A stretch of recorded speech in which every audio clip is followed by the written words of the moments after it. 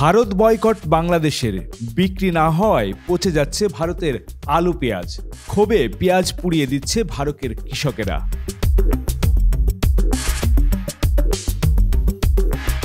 ভারতের বিজেপি নেতা শুভেন্দু অধিকারীর বাংলাদেশের বিরুদ্ধে আলু ও পেঁয়াজ রপ্তানি বন্ধের হুমকি ভারতের জন্যই এক আত্মঘাতী পদক্ষেপ হয়ে উঠেছে। মোদী সরকারের বাংলাদেশকে চাপ দেওয়ার জন্যই এই কৌশল তাদের নিজেদের কৃষকদের জন্যই বিপর্যয় ডেকে এনেছে।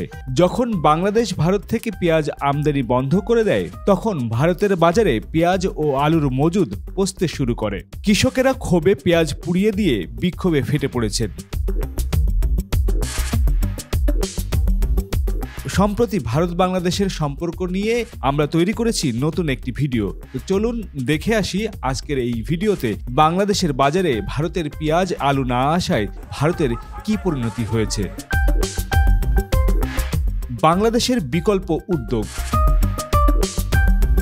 বাংলাদেশে পেঁয়াজের উৎপাদন বৃদ্ধির কারণে ভারত থেকে আমদানির নির্ভরতা কমানোর প্রক্রিয়া শুরু হয়েছে।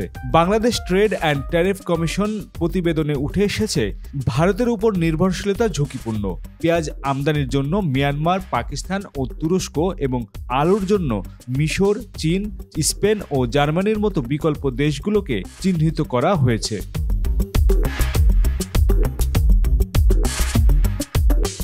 বাণিজ্য মন্ত্রণালয়ের সচিব মোহাম্মদ সেলিম উদ্দিন জানান, বিকল্প উৎস খুঁজে পেঁয়াজ ও আলুর সরবরাহ নিশ্চিত করার চেষ্টা চলছে।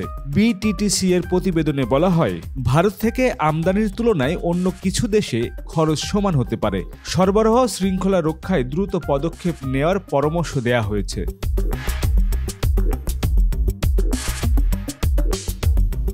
ভারতের কৃষকদের বিপদ। বাংলাদেশের ব্যবসায়ীরা ভারত থেকে পেঁয়াজ আমদানি বন্ধ করার পর ভারতের বাজারে পেঁয়াজের দাম ব্যাপকভাবে পড়ে গেছে। একদিকে দাম কমার কারণে কৃষকেরা ন্যায্য মূল্য পাচ্ছে না, অন্যদিকে উৎপাদিত পণ্য সংরক্ষণ করতে না পারায় তা পচে যাচ্ছে। ভারতের কৃষকরা মোদী সরকারকে দোষারোপ করছে। পশ্চিমবঙ্গের বিভিন্ন এলাকায় কৃষকরা তাদের উৎপাদিত পণ্য পুড়িয়ে দিয়ে প্রতিবাদ করছে। কলকাতার কৃষি বাজারগুলোতে ক্ষোভ বেড়ে চলেছে। এই ক্ষোভের কেন্দ্রে রয়েছে বিজেপি নেতা শুভেন্দু অধিকারী ও দিলীপ ঘোষ।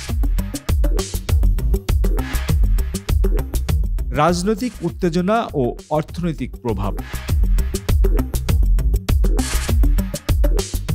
ভারত ও বাংলাদেশের মধ্যে সম্পর্ক দীর্ঘদিন ধরে রাজনৈতিক কারণে উত্তপ্ত। পশ্চিমবঙ্গের বিজেপি নেতারা বাংলাদেশের বিরুদ্ধে অর্থনৈতিক অবরোধের হুমকি দিয়ে বিষয়টিকে আরও জটিল করেছেন। দিলীপ ঘোষ ও শুভেন্দু অধিকারীর মতো নেতারা বাংলাদেশি পণ্য বর্জনের ডাক দিয়ে দুই দেশের বাণিজ্য সম্পর্কের অবনতি ঘটাচ্ছেন। বাংলাদেশের রাজনৈতিক দল বিএনপি এর পাল্টা প্রতিক্রিয়ায় ভারতীয় পণ্য বর্জনের আহ্বান জানিয়েছেন।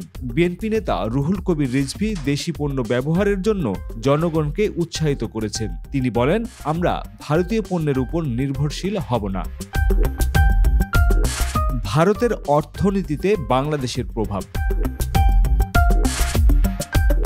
বাংলাদেশ ভারতের দ্বিতীয় বৃহত্তম রেমিটেন্স প্রদানকারী দেশ এবং গুরুত্বপূর্ণ বাণিজ্য অংশীদার। কিন্তু সাম্প্রতিক এই পরিস্থিতি ভারতের অর্থনীতিতে নেতিবাচক প্রভাব ফেলেছে। কলকাতা ও আশেপাশের এলাকাগুলোতে বাংলাদেশি ক্রেতাদের অনুপস্থিতি বিশেষভাবে চোখে পড়েছে।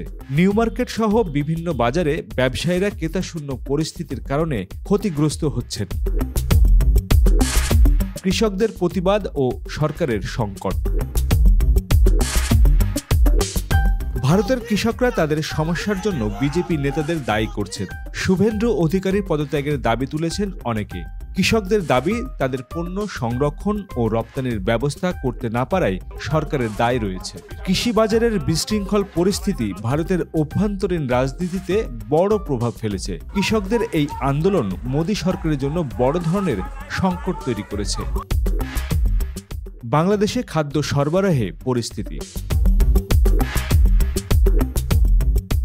বাংলাদেশে বর্তমানে পেঁয়াজের চাহিদা বছরে ২৬ থেকে ২৮ লাখ টন। দেশীয় উৎপাদন থেকে প্রায় ২৭ লাখ টন সরবরাহ নিশ্চিত করা সম্ভব হলেও সংরক্ষণ ও বীজের জন্য কিছু অংশ বাদ দিতে হয়। ২০২৩-২৪ অর্থবছরে বাংলাদেশে প্রায় ৯.৫ লাখ টন পেঁয়াজ আমদানি করেছে। তবে এখন আমদানির জন্য বিকল্প উৎসে জোর দেয়া হচ্ছে।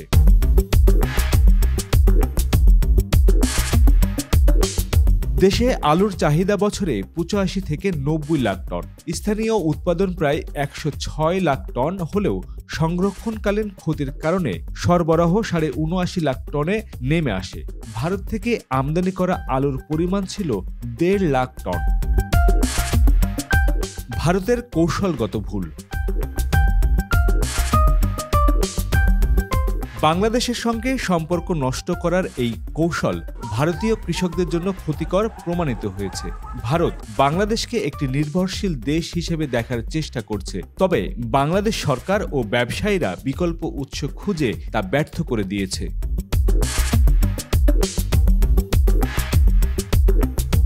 ভারতীয় বিশ্লেষক থমাস কোন বলেন, বাংলাদেশের মানুষের দৃষ্টিতে ভারত গত কয়েক বছর ধরে ভুল পথে ছিল।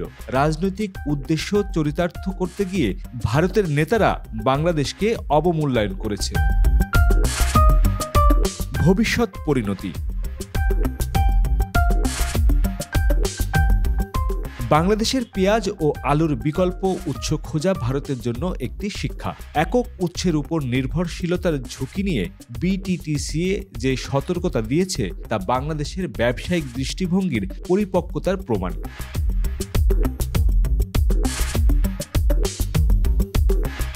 বাংলাদেশ ভারত সম্পর্কের ভবিষ্যৎ নির্ভর করছে উভয় দেশের রাজনৈতিক নেতাদের পরিপক্কতার উপর। ভারত যদি বাংলাদেশের সঙ্গে বাণিজ্যিক সম্পর্ক ঠিক রাখতে ব্যর্থ হয়, তবে তার নেতিবাচক প্রভাব শুধু ভারতের কৃষকদের উপর নয়, পুরো অর্থনীতিতে পড়বে।